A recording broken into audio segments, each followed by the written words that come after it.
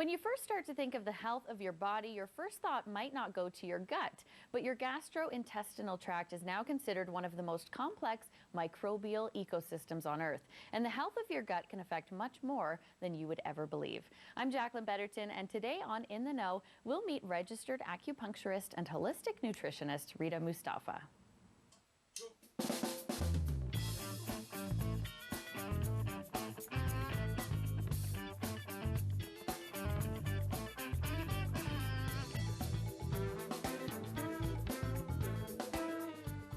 Thank you so much for watching In the Know today with my guest expert, Rita Mustafa. Rita, it's so great to have you here today. Nice to be back. We have so much to talk about, and we've known each other for quite a while.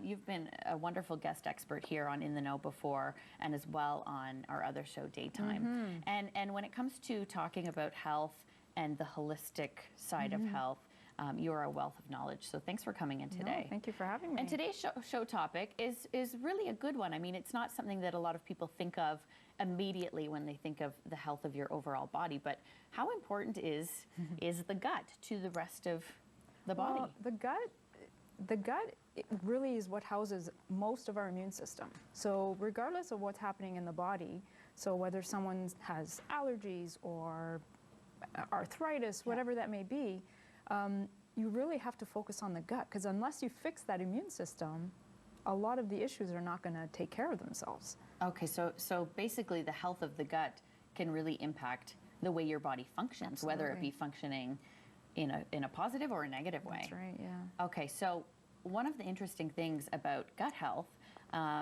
is that doing acupuncture can be a great way to improve your gut health.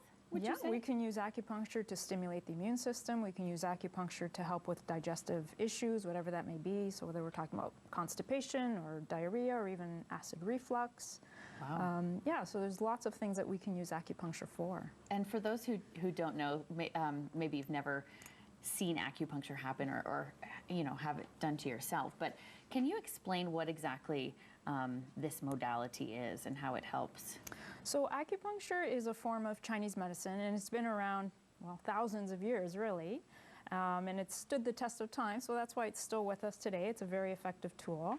And yeah, so in terms of acupuncture, it really is just a wonderful way to help just rebalance the body, whatever that may be, whether it's like a pain issue, whether it's a digestive issue, whether it's a headache, whatever that may be. The acupuncture is really there just to rebalance the body. So you've brought along a variety of needles. I think a lot of people get nervous with the word needles. Yeah. But it's really not something to be nervous about. I mean, it's virtually painless, right? It really is. Yeah. When we think needles, we think, when we get our blood taken. Sure. And that's a totally different needle. That's a hollow needle that has a jagged edge. I can fit 10 of our needles into the end of a syringe needle. So our acupuncture needles are super, super thin and fine. And they go in quite smooth.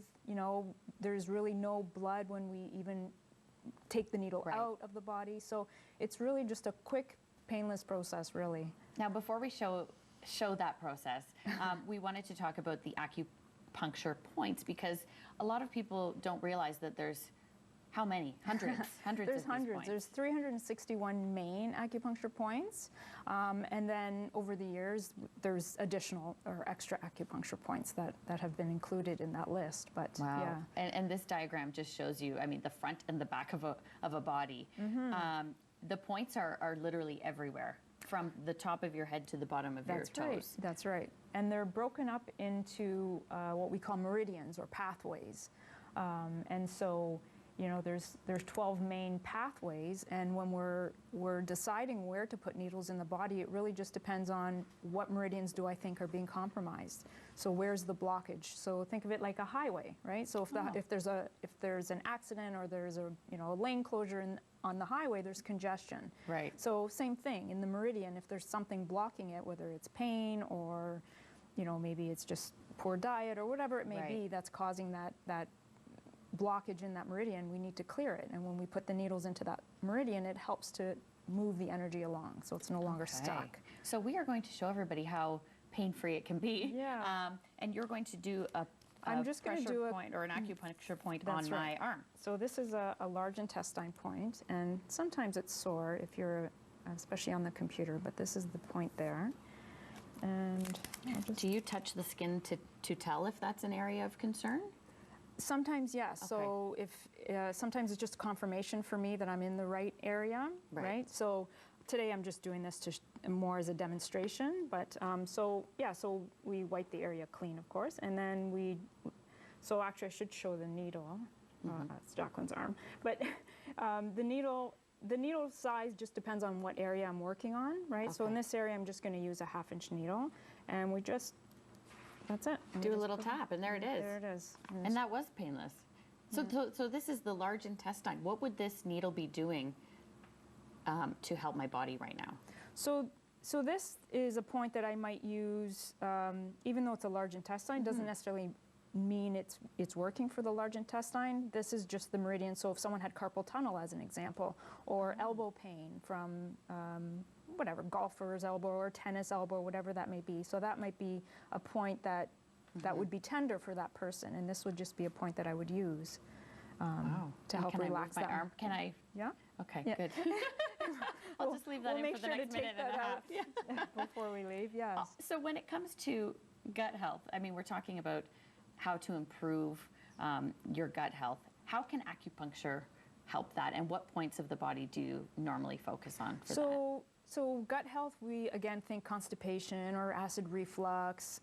So generally we're going to use acupuncture points around the abdomen.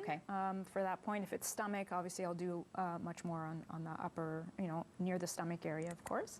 And again, we're just moving energy. So if someone has constipation, that energy is stuck in the intestine. So we need to move that energy so the stool can move freely through the intestines. Right? This is something that they can keep doing as well. It's not a one-time thing. Exactly. So you want, constipation doesn't happen overnight for most people. Most people who come in with constipation, as an example, it's usually chronic, right? Or acid reflux. So a lot of people are on medications now for acid reflux or GERD, right? So we can actually help the stomach work much better without necessarily having to take medications for it. Thank you so much, Rita. Fascinating. We are going to take a short break. When we come back, we're moving the conversation over to supplements. There are some fantastic supplements that you need to know about, and those will help your gut health as well. We'll be right back with more on In the Know.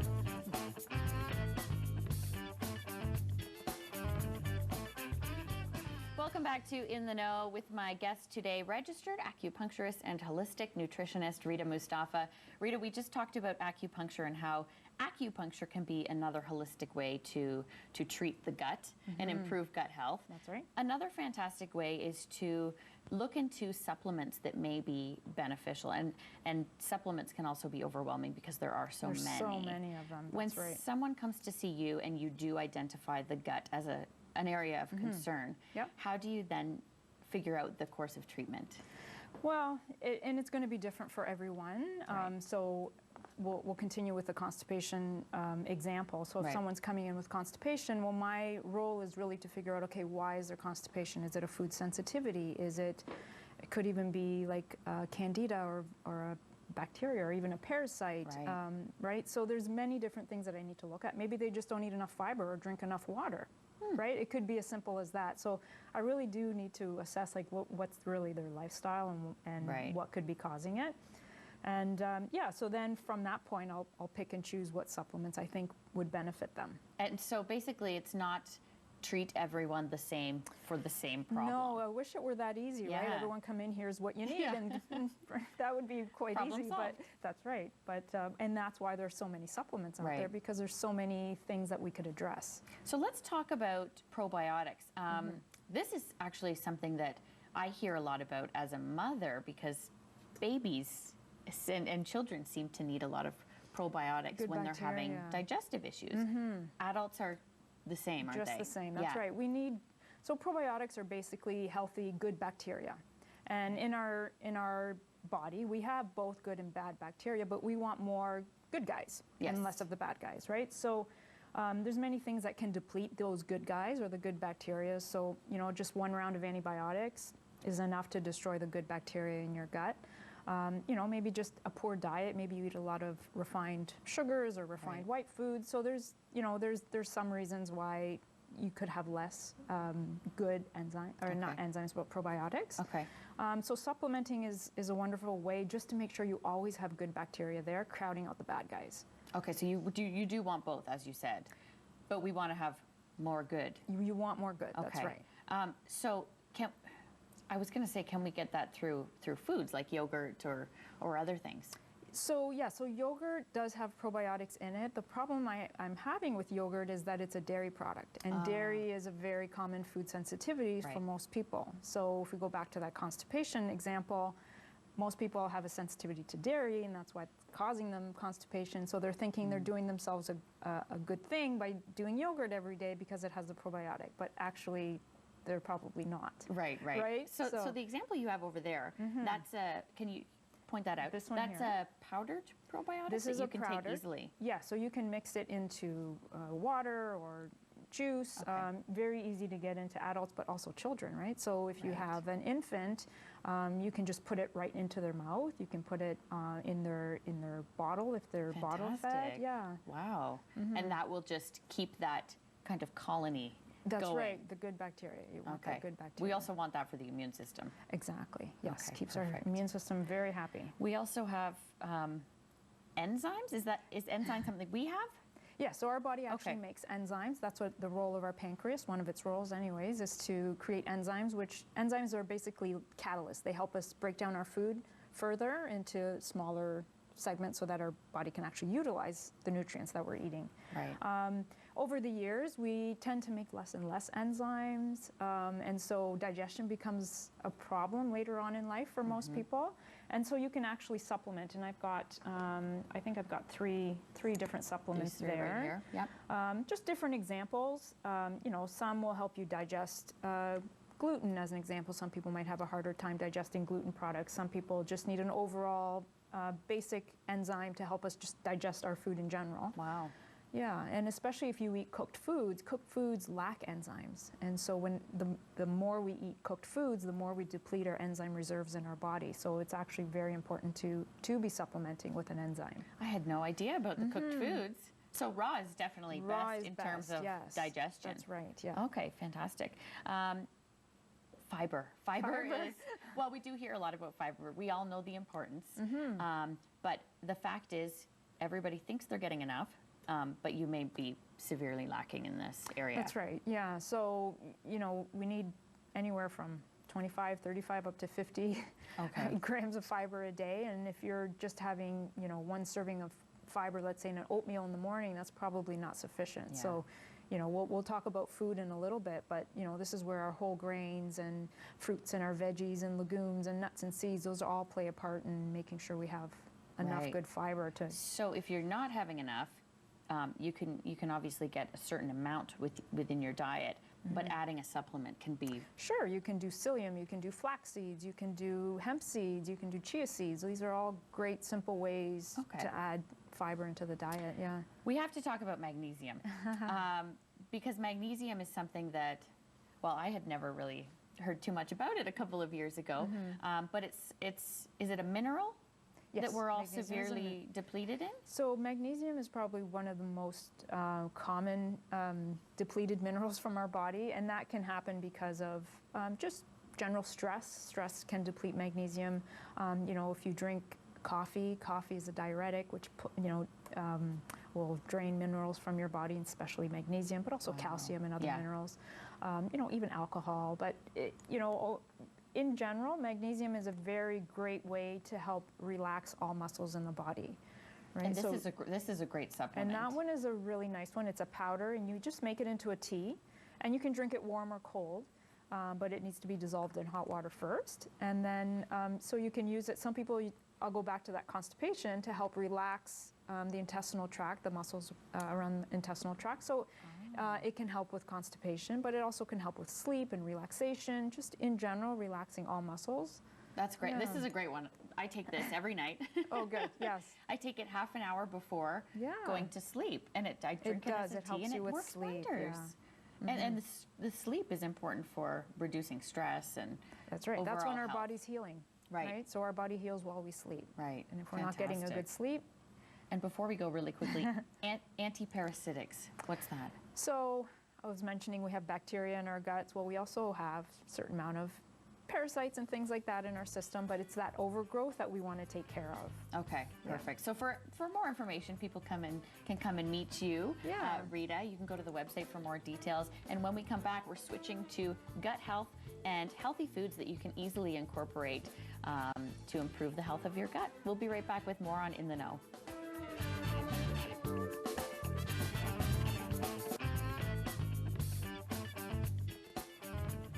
Hi, and welcome back to In the Know. Today we are here with Rita Mustafa, and she is a registered acupuncturist and holistic nutritionist. Today we're talking about holistic approach to gut health, and we've talked about acupuncture and supplements that can help. But hey, we also have whole foods that are fantastic and easy to incorporate if you know which ones to go for. That's right. Where should we start with? I mean, let's talk about some of the most common food sensitivities, because if you have a sensitivity, that's right, you're probably not helping out your gut health. That's right. You're putting more work on your intestinal tract, right? So the most common food sensitivities are wheat, dairy, and in the last little bit, I've been noticing eggs becoming a very popular food sensitivity for people. Eggs, wow. Yeah. Okay. So those are the top. There could be more, of course. Yeah. Are there signs in your body that tell you that you do have a sensitivity? I mean, are there ways to find out that you may have a sensitivity to any of those things? Actually, we do a blood test that will get sent off to a lab, or I can actually send people to Life Labs and they'll get blood work done.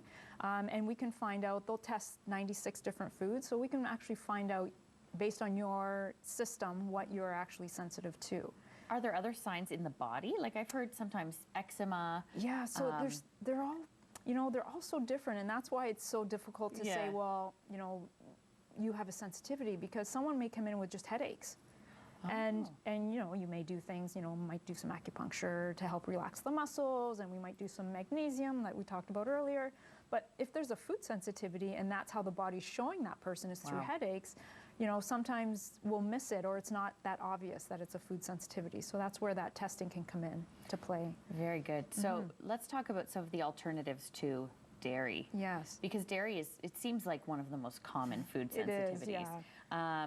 So what did you bring with us that we can swap out our cow's dairy for? That's right. So let's say you want to have a cereal in the morning. Doesn't mean you can't have cereal with milk anymore. You're just going to have cereal with either coconut milk or rice milk or almond milk. There's so many varieties of alternative milks out there now. Right. And you can make them at home yourself, or you can purchase them, of course. Do they compare, I mean, with the protein and the vitamins and the fats? So most of the dairy-free milk products, they are fortified. So especially with almond milk, you'll actually get the same calcium content as you would with cow's milk. Oh, fantastic. Yeah. Okay. And then you mentioned wheat. That's also, I mean, wheat is a real big one. We've been hearing about gluten-free, people going gluten-free. That's right. So talk to us about why wheat might be an issue for some people. So wheat is the grain that has the highest amount of gluten in it. And some people are actually sensitive to gluten, which is the protein, and some people are actually sensitive to wheat, the food. Okay. Right? So that's something that can be determined through that blood test again, or through just avoiding wheat or avoiding gluten and seeing how your body reacts to eliminating those foods and then trying to put them back in.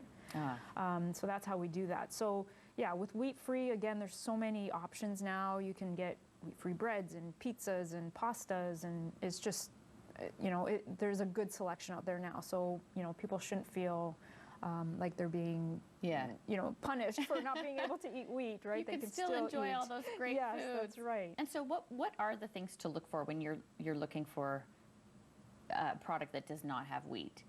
Is it spelt, or is it quinoa, or is it, I mean, there's so many different There is. things. So if someone is just avoiding wheat, as an example, they can still have spelt, and they can still have kamut pastas or breads and things like that. Perfect. But if someone's avoiding gluten, then they can't have spelt or That's kamut. another issue. Okay. That's right, yeah. So it really just depends on what their sensitivity is. You've brought along something called kombucha. That's right. And I've heard of it.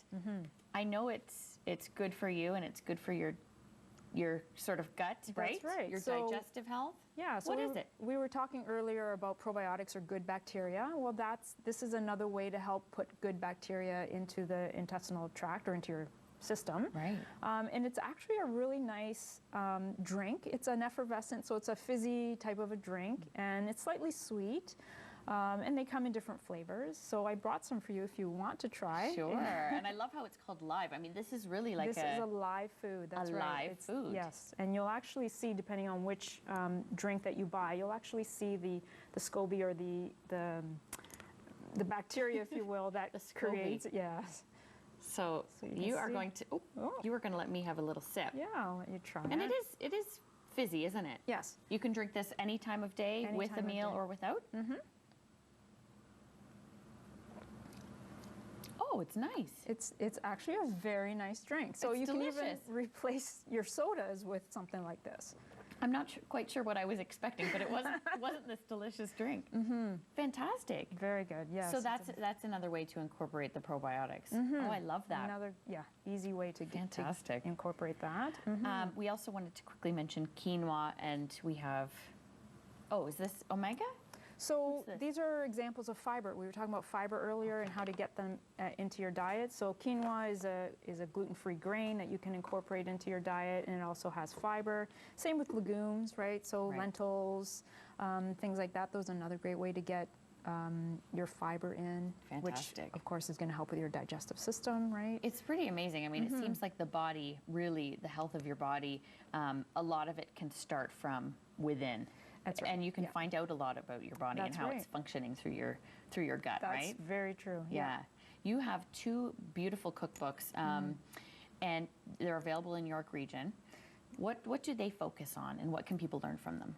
So these books were written because I see so many clients with these food sensitivities, and people kind of feel like when I start taking food away, they're kind of lost a little bit because they're Deprived. not sure. Well, okay, well I can't eat anything. So I put together these books mainly for my clients because it's like, well, here are some great ideas. And I actually brought some donut, which is a recipe from my gluten-free cookbook, Oh. and it's a baked donut, egg-free, dairy-free, gluten-free, and it's just another way to show you that you can still enjoy food. It's just made a little bit differently. Right. Yeah. So that's good for people to take away. I mean, once they go on this journey, it doesn't have to be eliminating everything. That's right. It is a process, right? And is, it can yeah. take some time. But with the help of you, it's an easy one. So if anybody would like more information on Rita, you can go to Rita's website. It's oasishealth.ca. Definitely check her out, and she can put you on the healthy path. Thank you so much, Rita, for Thanks, being a guest Jacqueline. on In the Know. Don't forget, you can go to rogerstv.com for more information on any of our shows here on Rogers TV and more about In the Know. Thanks for watching. We'll see you next time.